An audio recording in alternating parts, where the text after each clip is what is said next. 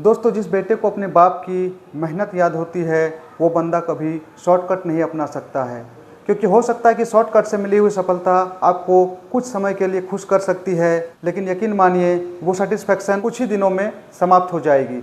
और मेहनत करने के बाद अगर आपको सफलता छोटी ही मिले तो उसकी खुशी एक अलग लेवल की ही होती है। इसीलिए किसी ने क्या ही खूब कहा है कि जूते रगड़ कर मिली कामयाबी और जूते चाट कर मिली कामयाबी में काफ़ी अंतर होता है। और अपने माता पिता के सपनों को साकार करने के लिए दिन रात एक कर दो। पूरी दुनिया अगर आपसे खफा है तो रहने दो, क्योंकि माँ बाप अगर आपसे खुश हैं तो यकीन मानिए आप किसी सिकंदर से कम नहीं हो।